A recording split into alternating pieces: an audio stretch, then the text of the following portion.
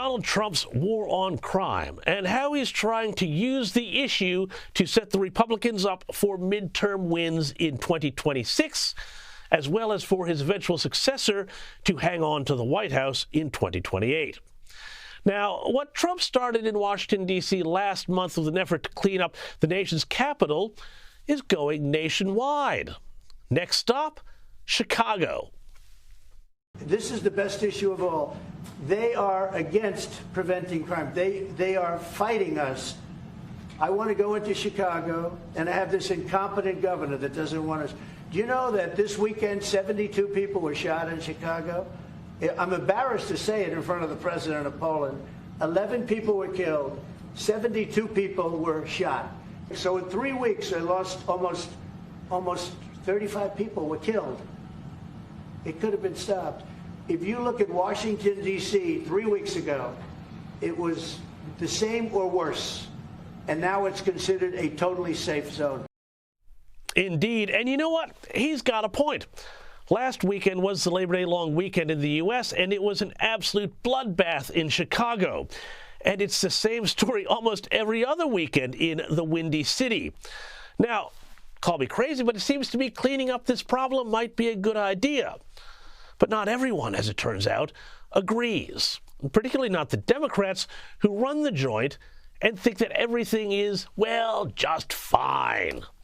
Indeed, the left, and in this I include much of the media, seems very defensive about this idea that Chicago is somehow particularly violent. Newsweek put on its Encyclopedia Brown detective hat and came up with a list of major cities with a higher murder rate than Chicago. Where would we be without fact checkers, hey? And Nicole Wallace over at MSNBC or MS Now or whatever they're calling it tried to fact check the president as well. And all of it designed to scare people. And let's do a little bit more fact-checking, because I think if they were on solid ground, they wouldn't be lying so much, would they? Donald Trump said this in the last hour, quote, Chicago's a murder capital of the world. Fact-check false. That's actually a distinction that Tijuana, Mexico has right now, the highest homicide rate in the world. Oh, sorry, well, it's Tijuana. Well, for the moment, at least, that would be outside the president's jurisdiction. And then Wallace went on. Trump posted in that weekend post you're talking about, Vaughn, quote, Chicago's the worst and most dangerous city in the world. That is also false. The U.S. city that cracks the top 10, there's only one, and it's Memphis, Tennessee. Has the White House addressed what it's going to do for Memphis, Tennessee today, Vaughn? Yeah, great question there, Nicole. But this is one of those moments where two things can be true at the same time. Trump can be serious about wanting to clean up Chicago, but he can also have a real political purpose for wanting to do so. Because at the moment, none of those other cities our friends in the media are referring to is in a state where the governor is setting himself up as a leader of the Democrat Party and a potential rival for the Republicans come the 2028 presidential contest. So again, while I believe Trump is sincere in his desire to clean up Chicago, after all, this is a man who hates urban carnage. The formative years of his Manhattan real estate career took place in the lawless New York of the pre-Giuliani years.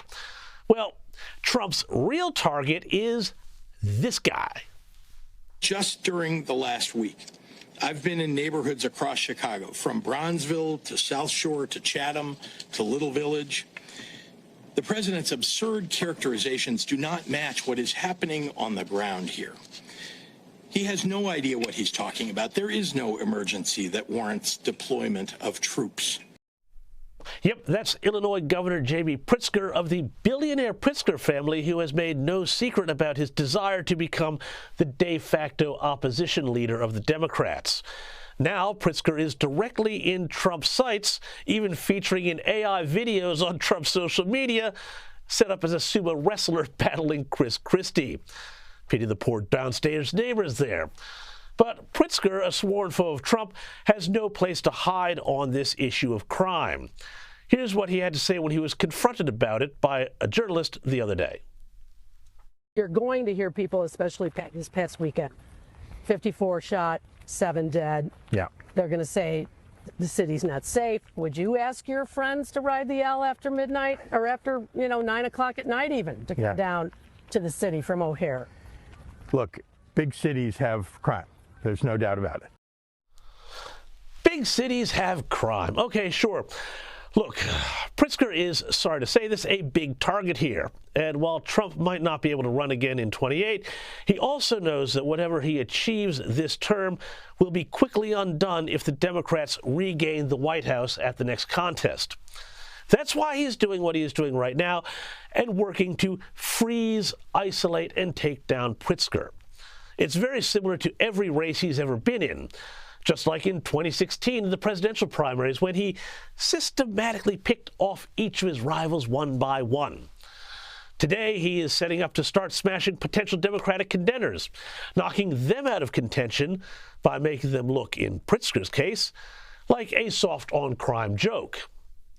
Yet crime is another one of those 80-20 or even 90-10 issues. I mean, sorry, you've got dozens of shootings a weekend, and you're against the National Guard? You're against doing something about it? This is such a loser issue for the Democrats, and Trump knows it, and even some on the left are waking up, even on MSNBC. Here's Joe Scarborough. But, we had the mayor of Chicago on last week saying, oh, we don't need any more police officers. Police officers aren't the answer.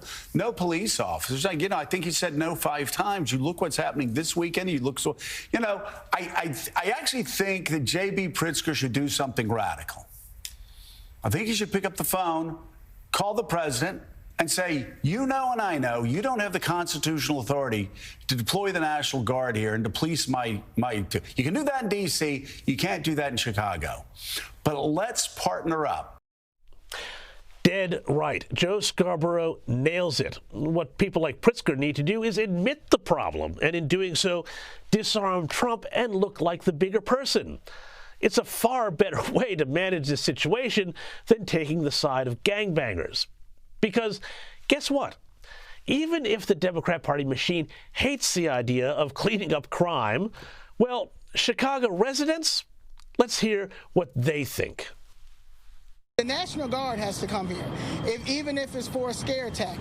They have to come here. There's no control. There's no law and order. Hey, Trump, you need to bring the National Guards to Chicago, man.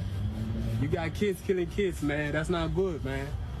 Washington, D.C., is not much going on compared to Chicago, man. In Chicago, everybody got to get down. Everybody got to get down because they shoot. Everybody down. Look, these kids are running. They shooting. We can't have no fun in Chicago, man. No fun, man. This is terrible.